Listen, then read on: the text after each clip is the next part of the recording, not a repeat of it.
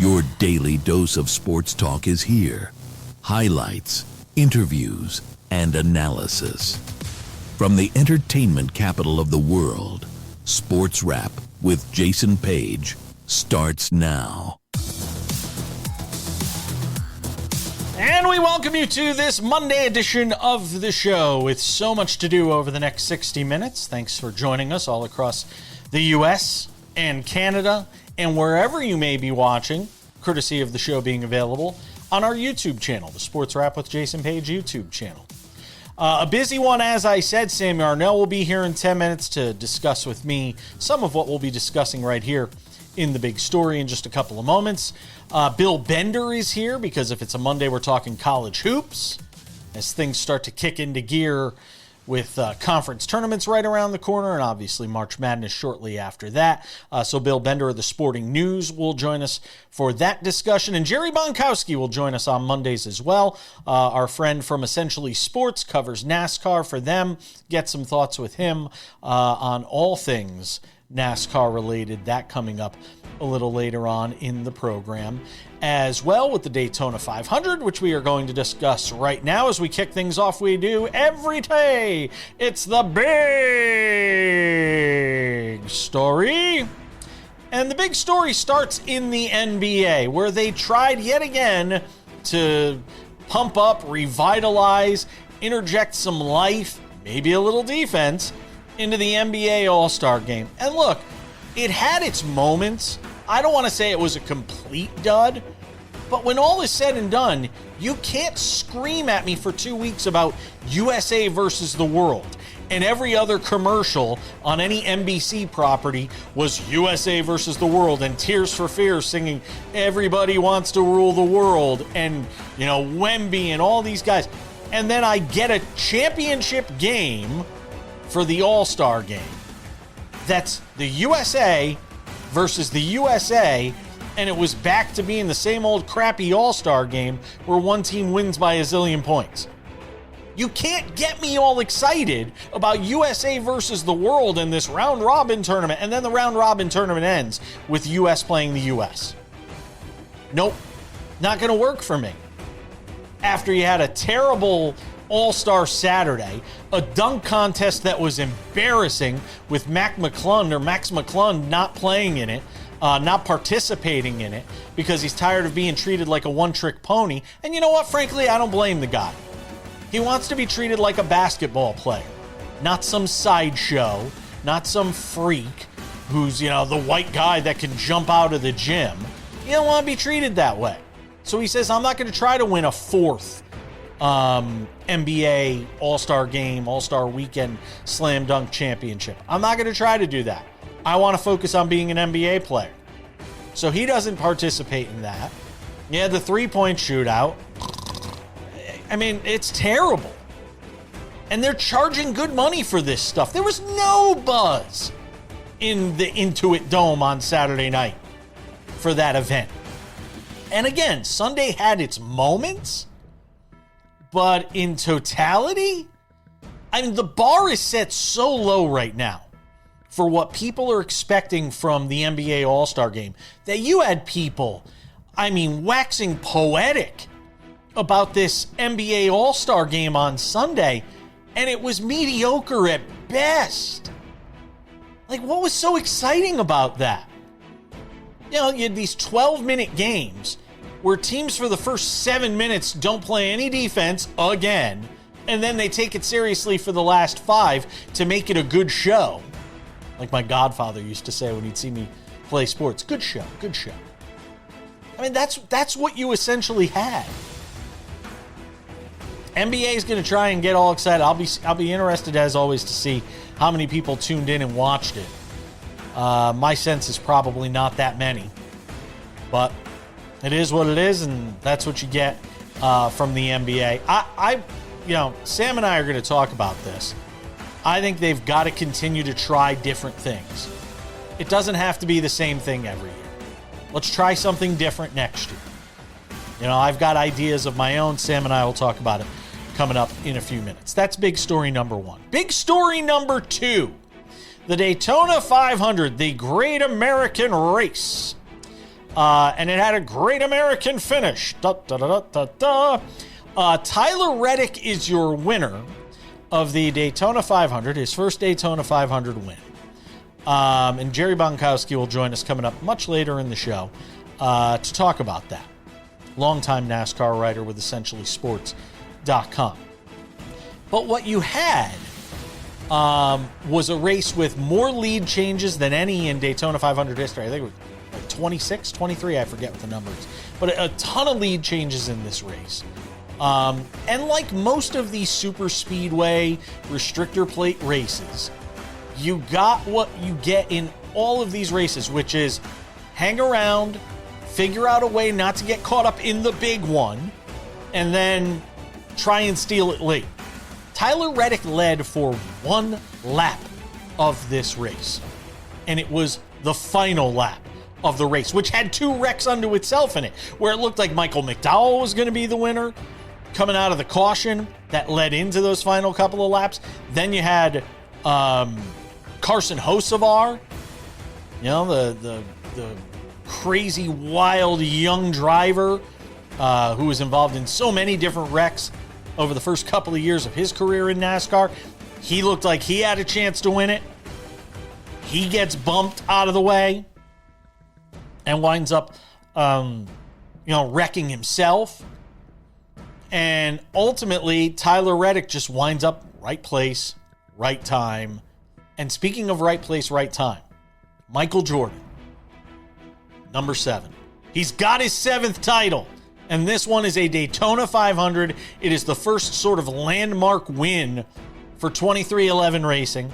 It comes off this wild year or so where you have Michael Jordan in 23XI Racing suing NASCAR, part of that big lawsuit that got settled over the winter. And Michael Jordan winning a Daytona 500 as a NASCAR race owner. And it's amazing. We all wondered what kind of NBA owner he would be if Michael Jordan could succeed as owner of the Charlotte Bobcats and then eventually the Hornets. And it didn't work out for him there. Who would have thought that Michael Jordan, the greatest basketball player of all time, would wind up having one of his greatest accomplishments in NASCAR? Who would have thunk it? And now he's certainly here to stay. And now he becomes an even bigger force within the sport. Amazing. We'll talk about it later in the show with Jerry Bonkowski. More on the NBA All-Star Game next.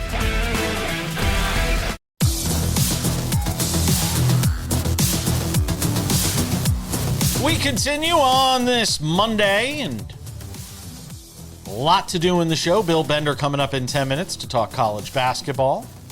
Get some thoughts with him. So the NBA All-Star Game did its thing on Sunday, whatever the hell that is.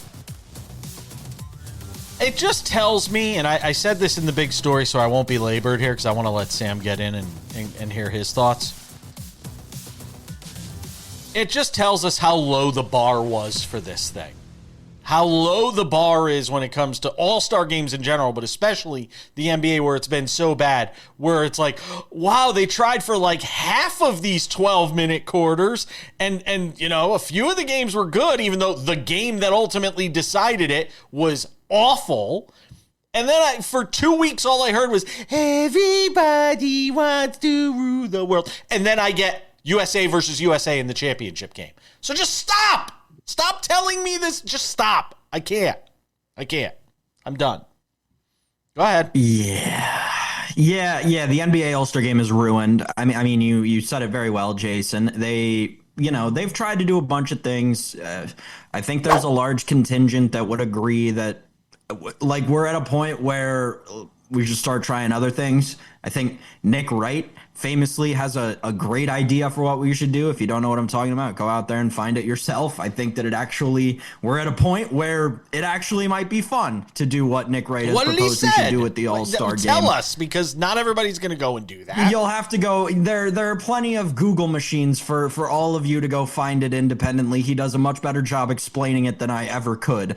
But I do think it's intricate enough to where the competition could be revamped. Like, it's not beyond savable. I think that's my point, right? Like, I also think there's a little bit of a letdown for basketball fans not like myself, basketball fans from your era, Jason, who remember watching the All-Star games on NBC in the 1990s, who remember watching the classic All-Star games where one team was just wearing their home uniforms and the other team was just wearing their road uniforms, and they were just playing actual 48 minutes of basketball. It seems like there was a contingent of NBA fan that was let down by all that. But I'll tell you, Jason, the new generation of NBA fan like myself didn't watch a minute of whatever they put on TV because we were glued to the internet because yesterday was very eventful in the NBA sphere. Before we get to the all this crazy stuff that went on in NBA social media, and by the way, the NBA wanted to put 200 content creators and all those social media people. Well, they had the time of their life. I'll give you a solution, by the way, for the All-Star game. I don't know why they wouldn't do this. Give me a one-on-one tournament. Give me one-on-one. That's interesting. I'll take one-on-one. I'd rather watch the best players in the world, and you match them up size-wise and stuff. I don't need, somebody Allen Iverson size going up against Victor Wembanyama, although that would be funny to watch. I would love to see a one-on-one tournament. And I think the players would love it. I think they play. That would be my suggestion. It is a good idea. I wonder if they've considered anything before. The only thing that I think would hinder them from wanting to do that is like maybe an increased injury concern, but I can't see where that would come from. Much. You seem less injury prone playing 1-on-1 than you do 5-on-5. Regardless, I think it's a great idea, Jason. Yeah.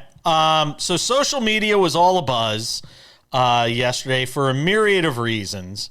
Now, you got to be careful and take this stuff with a grain of salt. This Kevin Durant burner account that people are talking about, is it real? Is it not real? But some of the content on it, again, go and look at it for yourself. This is the time where I'll do the Sam and say, if you haven't seen it, go look at the Kevin Durant content that's being put to him. We can't say it on national TV. We can't say it on national TV. It's bad enough I had a show almost go out on Thursday with the word bleed, with the S word in it. So go ahead, Sam, and tell us some of what we saw on social media. Oh, I mean, the story rocks, Jason. So allegedly, there's this group chat that Kevin Durant has been using his burner Twitter account to engage in for what feels like years through all the screenshot evidence that was put out yesterday. And it's crazy. You start to connect the dots and you're like, oh my gosh, this is what he really thought about. There's a hilarious moment that allegedly Kevin Durant has when referring to Steph Curry and how the Warriors team looked at him when he tried to call Steph Curry out during a film session all those years ago when he was on Golden State. I'll tell you, it is some of the funniest sports content that you will ever see. Some of the most hilarious nicknames that he has. He refers to Nikola Jokic as, quote, triple-double, I don't think I'm allowed to say this word on national TV, bear. That's hilarious. We're going to call Nikola Jokic the triple-double blank bear for the rest of time. That is what that guy needs to be known as from now on. Yeah, this was great for the NBA, Jason, because while they put out a horrible product on the court at the Intuit Dome, what this, along with a couple of other things that we don't necessarily need to get into, did was it brought people's attention back to the NBA. It brought people to talk about Kevin Durant and LeBron James and Michael Jordan on All-Star Night, which is exactly what the NBA wanted, despite it not being for the fact of what they put on the floor and into a dome. And Adam Silver's also got to be very happy. Nobody was talking about Kawhi and his fake tree deal yesterday. Yeah, and a lot of people weren't even talking about what he mentioned with regard to tanking and all the stuff that was going on. It was by Sunday that was off the front pages as well because of all of this social media stuff.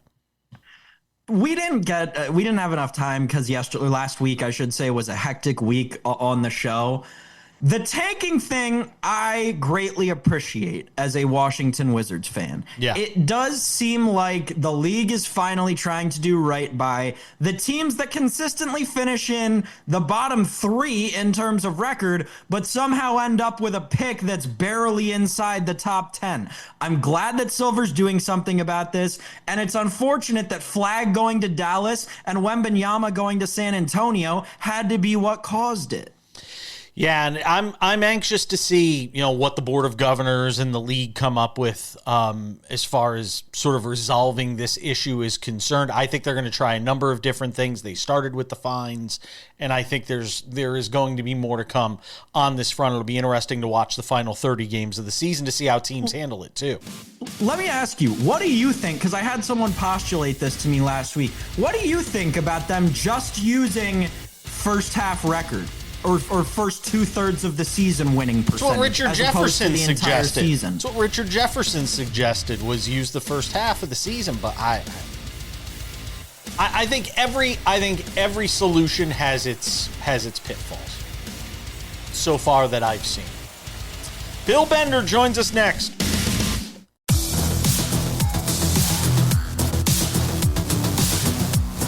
Welcome back to the show. Mondays are now about college basketball with Bill Bender. Does a great job with the sporting news. Lends us his expertise and his fondness for coaching 6th grade girls basketball. Come on, give me the story. Like I said, we had fun. We had fun over the weekend. I had a great group of girls, and we experienced. It's not about fun. It's about winning. Stop. No participation trophies here. Not for us. High. You experience a lot of highs, a lot of lows, and it's. I told them after we lost Sunday, it was a little bit like that NCAA tournament team that kind of rides high off a really big win, and then you lose the next game, and that's okay.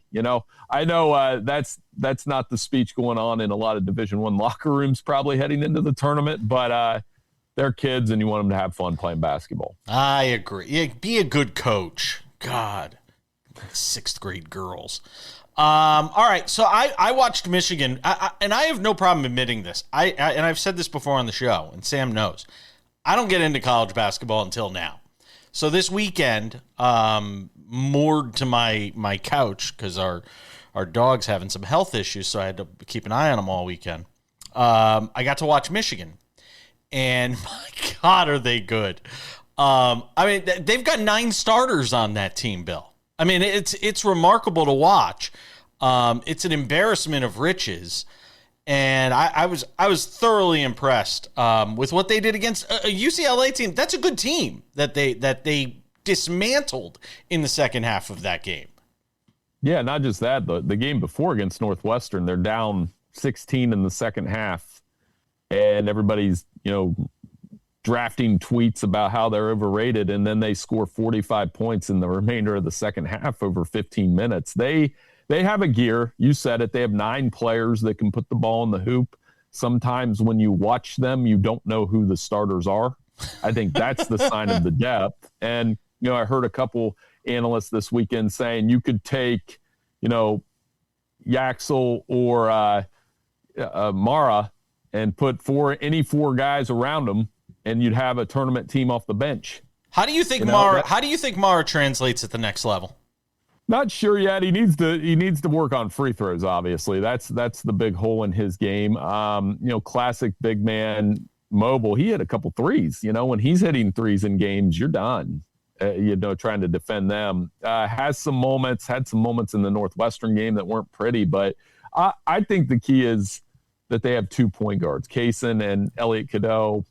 Cadeau, when he's on and he's not turning the ball over, they're national championship worthy. If that's not happening, and they turn the ball over and get loose with it, that's when you can get in a dicey game in March. Bill, elsewhere in the Big Ten, for the sake of continuity, there was a big game on Friday night that could have implications in about 4 or 5 weeks. Between Wisconsin and Michigan State, where are you at with those two teams? We've talked a lot about bracketology. Where are you at with those two teams? Are they both in? Is one in right now? They're both in. It's just a matter of where they're seated. You know, you look at Michigan State, they were a 2 seed a couple weeks ago. They lose to Michigan at 13. You know, Ken Palm is 13, net 15. I think their stretch is coming. You know, they're playing, 3 of their last 4 games are on the road at Purdue, at Michigan, and at Indiana. So we're going to find out. I mean, I've learned over the years, Sam, you just don't write off Tom Izzo. Well, the second we do, they make a Final Four run.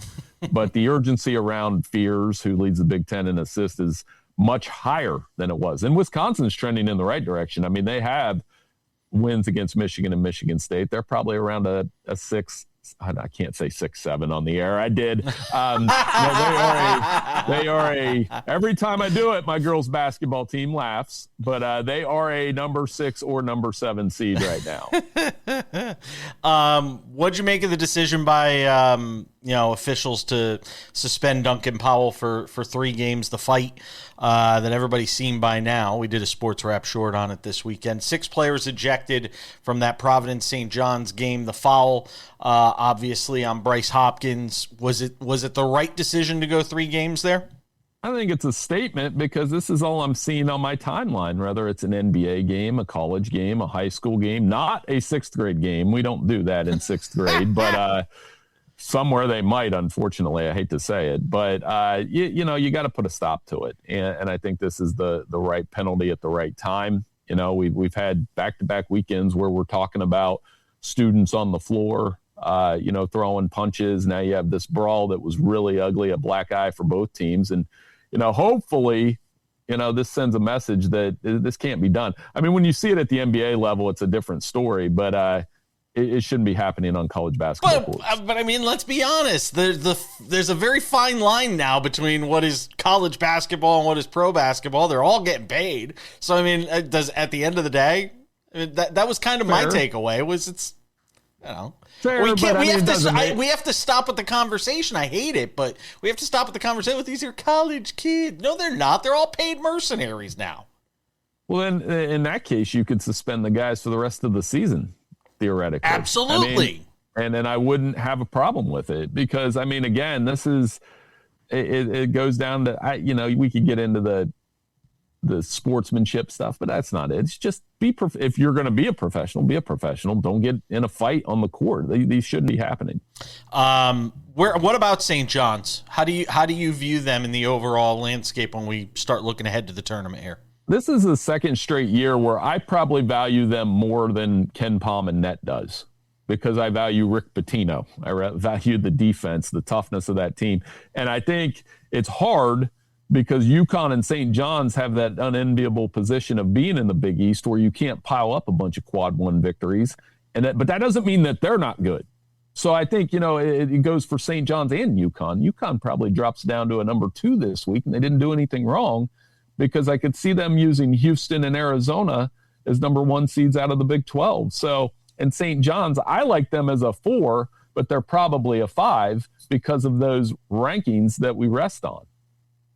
Real quick, Sam, you got anything here in the last 45 seconds? Bill, we'll get to the Big 12 in the next segment, but just a state of the Big East right now. Everyone's talking about it's a down year, it's a down year. In the ever-evolving landscape of college sports, how does the Big East bounce back next year? Well, I think, it comes down to the programs like Marquette and Georgetown. They have to be better. Creighton's having a rough year. Seton Hall, I still have them on the bubble, but when you're 7-7 in Big East play and you're on the outside looking in, that tells you a little bit about the state of the conference. Bill Bender does a great job with the sporting news. He's going to hang out for one more segment, more college basketball to get to, and I got to throw in a college football question for good measure as well when it comes to Trinidad Chambliss. More to do on this Monday.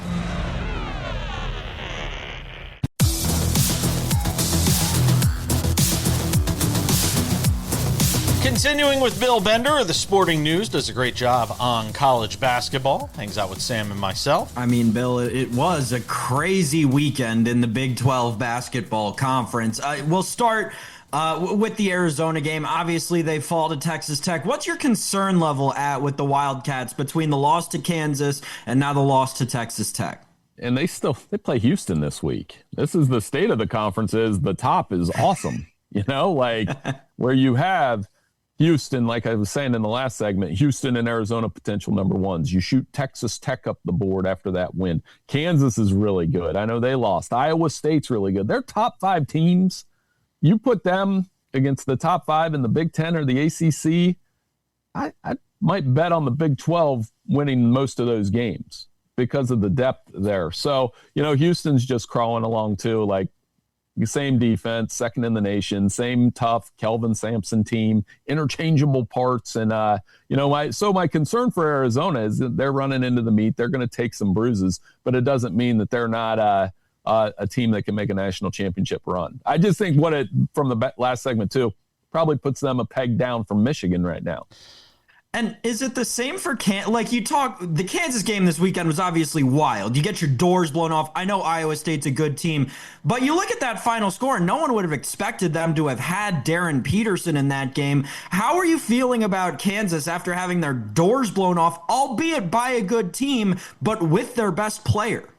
No, over the last couple of years, it becomes more of a thing in March. Is this the distraction? A couple of years ago, it was Bill Self's health. They'll have this deal where we're going to build them up to be a number 2 or number 3. And Peterson's obviously got to be a big part of that. He had a rough night Saturday too, obviously. So when you're talking about a player of that talent, then you turn around. But I think the lesson, Sam, is you don't play them at Allen Fieldhouse on Monday night if you're ranked. They just unbelievable in that spot. So again, another team that I have them on that 3 line, but you always kind of eyeball them like, yeah, they're still good enough to win it, but can they put the whole thing together? We've been having that conversation about Kansas since I was in 6th grade.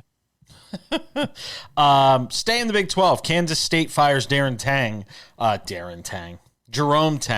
Darren Tang's a professional bowler. Yeah, you'll have to forgive me for that. And I mean it. He actually is a professional bowler.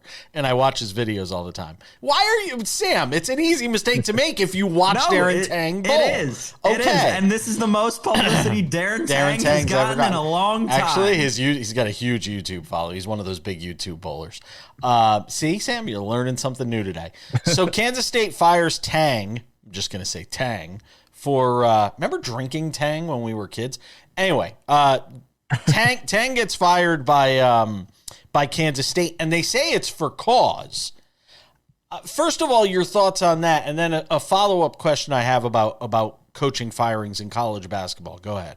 Well, we're getting this starts it, right? Because there will be more, and they have to justify reasons to do it. And how he talked about players after the Cincinnati game, I don't know if that's reason. This is the same Kansas State team that we all loved a couple years ago when they made that run, with that team. So I think it's a tough one, but what is cause? It's like that joke from The Office, cause I hate him, they say, and, or cause he's losing basically. So, we'll see how the details go, but rarely do the coaches win these ones, right? Because they'll find a way to fire you. They'll find a reason. The quote, by the way, "These dudes do not deserve to wear this uniform," Tang said. "There'll be very few of them in it next year. I'm embarrassed for the university. I'm embarrassed for our fans, our student section. It's ridiculous. I have no answer, no words." By the way, I've heard coaches say a lot worse than that about their teams. If we were doing like a You've said that about your 6th grade girls, for crying out loud. I have never said that about them, ever,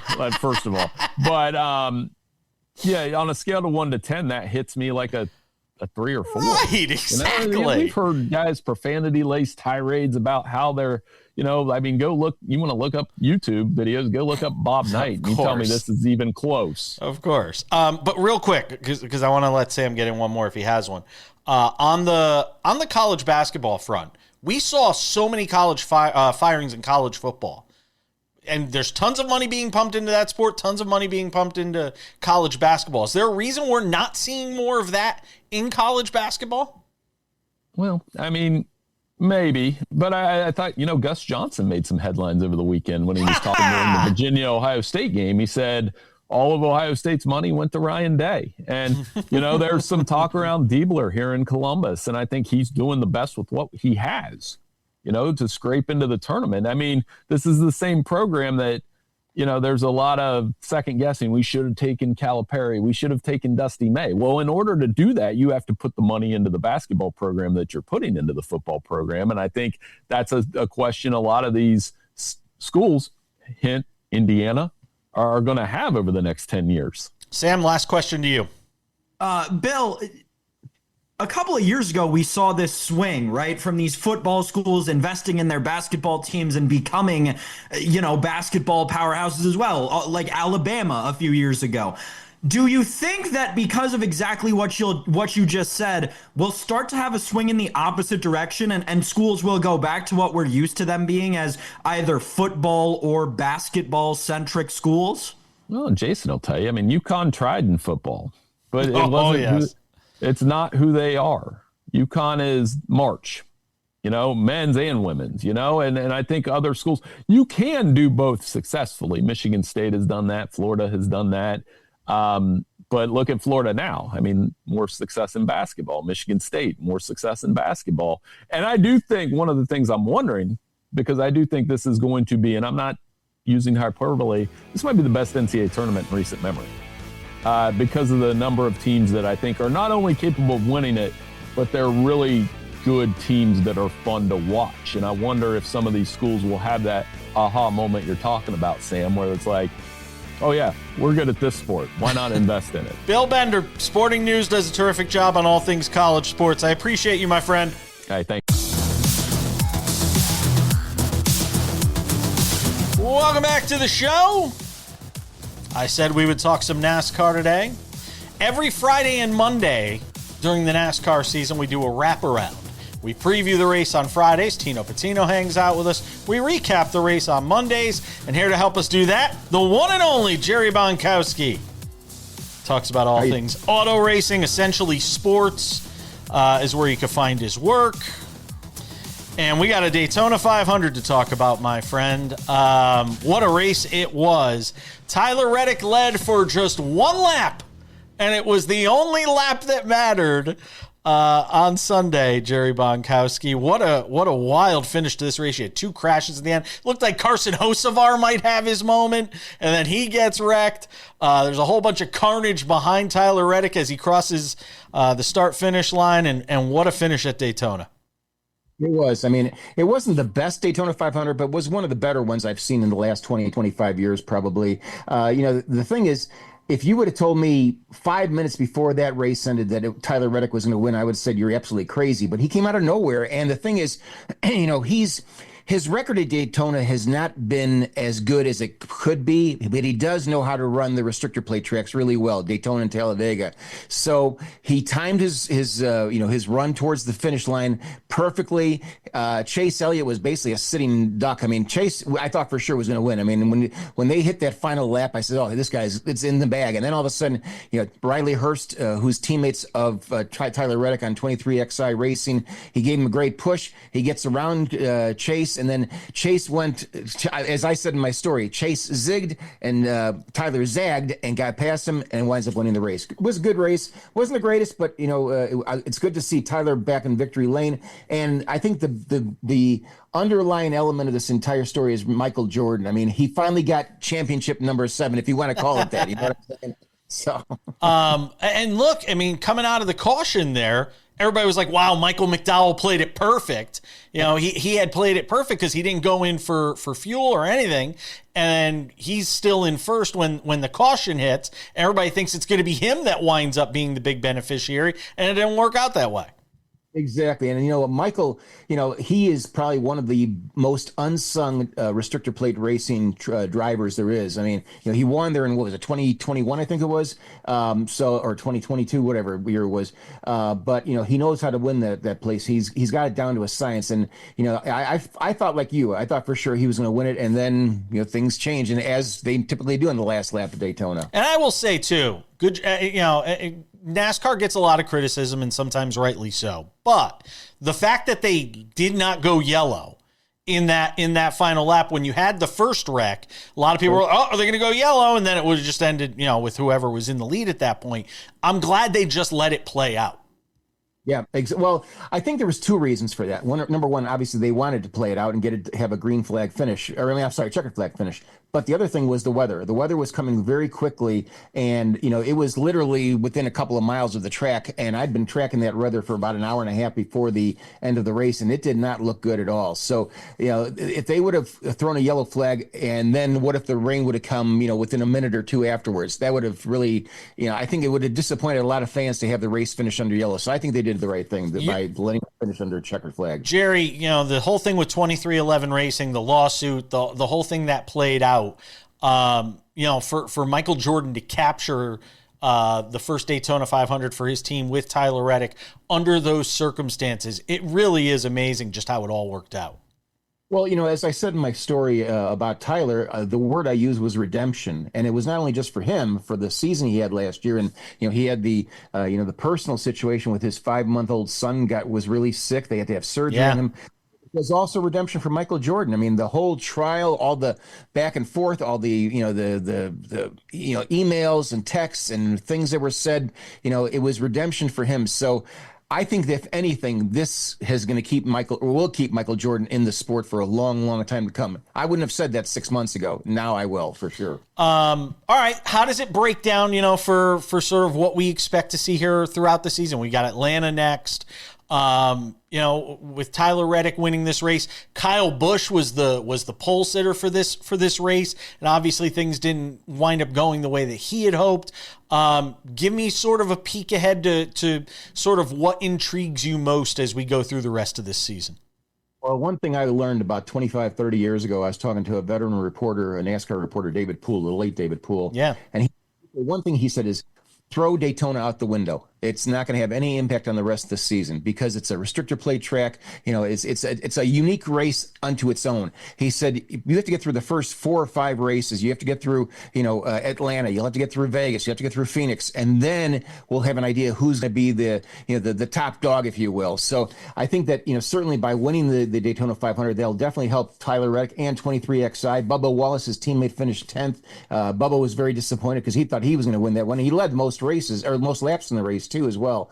But I think that by the time we get through to either Phoenix or Vegas, the third or fourth race in the season, we're going to have a pretty good idea of who's going to have a good year and who's going to have a bad year. The problem though is if you get off to a bad start, the more races you get into the season, the harder it is to get back. So if you have a bad Daytona 500, you shake it off, you go to Atlanta and hope you can do something pretty well there. It's not a restrictor plate track, but it's one of the fastest tracks there is in the sport. So if you do well at Atlanta, that will be a good omen, hopefully, for the rest of the season for you and your team.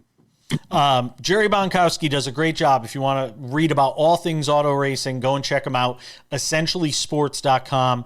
I hope we get to see you out here in Las Vegas this year for the race. It has become now one of my favorite things to do since I've moved out here. I've gotten a chance to go out and see a couple of races. It only took me 20 years, but I have finally started to adopt NASCAR as one of my favorite things to watch.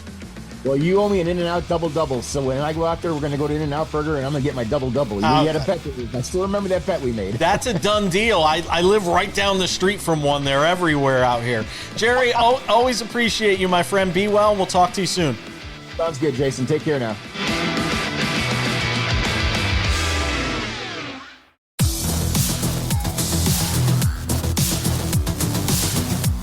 About time to put the wraps on this baby for a Monday.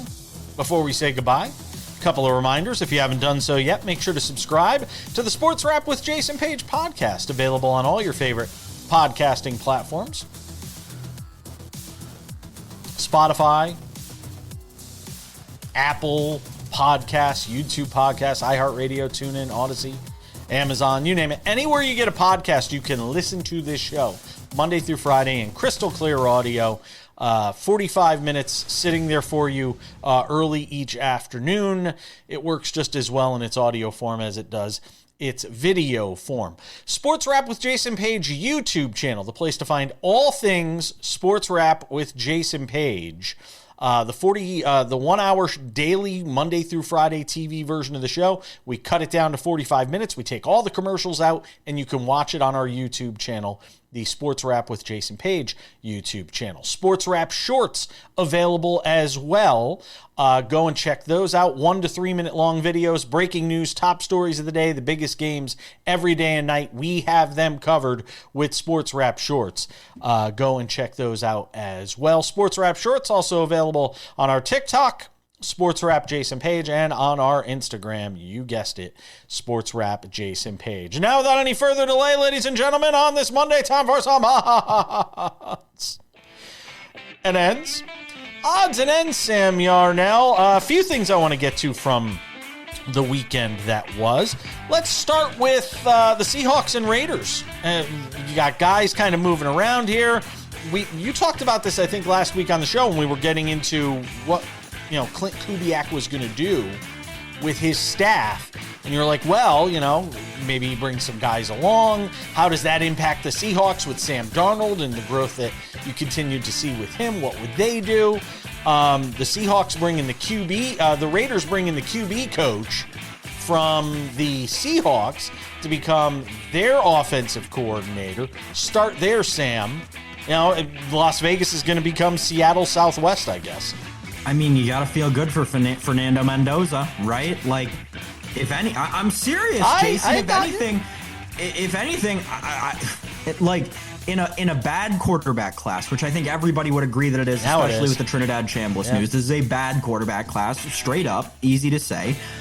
In a bad quarterback class, I don't think that it is that far off to say what Fernando Mendoza is not the furthest thing from what Sam Darnold was coming into Seattle from a raw talent perspective. Maybe not from a career resume perspective, but certainly from a raw talent perspective. And I think if you take away the 1 year at Indiana, quite frankly, for Fernando Mendoza, and you're looking at like a Cal Fernando Mendoza, it's kind of the same thing. So I love this move for the Raiders, but that's because I'm the number one Raiders guy on this show, and I am the maybe number one Raiders guy in all of sports media right now, I love what this team is doing headed into next year. The other side of this, you mentioned, it's worrisome for Seattle, right? You had Sam Darnold, you finally got something that worked to get you by, got you by all the way to the Super Bowl where he had the game of his life on the way, and now he's got to learn a whole new staff? Jason, it's nerve-wracking from a Seahawks perspective and promising from a Raiders perspective. By the way, I didn't intend to talk about this but I forgot to slip it in. Derek Carr says he would unretire to play for the right team and basically go ring hunting. If you're ring hunting and you're an NFL team, is Derek Carr really the guy you're calling to get up off the couch? I'm just saying. Not saying. I'm just saying. We saw how bad Chris Oladukin was for the Chiefs this past year. Maybe Derek Carr gets them over until Patty Mahomes comes back. I don't think that would be his idea, though. He wants to go win a Super Bowl somewhere, not be a backup when Patrick Mahomes comes back. So I don't think but he could that. At least win games this year. I don't know. If he went anywhere, I wouldn't be surprised if it was the Chiefs. If he is in fact ring chasing. We will revisit this on the show tomorrow. Where could Derek Carr wind up? Because it's the spring and summer now, and we can do that. Odds and ends. Colin Morikawa could not look more lost a week ago, and now he's the winner at Pebble Beach. I don't know what's going on anymore, Sam. And Scotty Scheffler, if he actually could figure out how to play the opening round of some of these tournaments lately, he'd actually have 2 more wins because he damn near almost won yesterday. He went 9 under on his final round, got out there early before all the winds went crazy. And Colin Morikawa is your winner, though, Sam, at Pebble Beach. You almost won that live bet, my friend. Scotty Scheffler's got to change up whatever he's having for breakfast on Thursday mornings or something. He's got to figure that one out.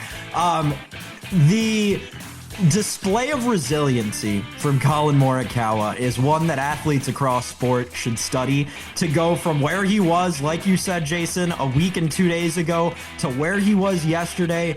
It is truly an incredible feat of mental strength by an athlete that not a lot out there in the world have. Incredible by him. Yeah, we're going to have to start betting on Scotty on Friday mornings. Seriously. 2 tournaments in a row. He almost came up like the phoenix from out of the ashes to win a tournament, but it did not happen. It's going to do it for us. Wraps it up for this Monday edition of the show. Thank you, Jerry Bonkowski. Thank you to Bill Bender. Thank you to you, Sam Yarnell. Thanks to all of you at home for watching.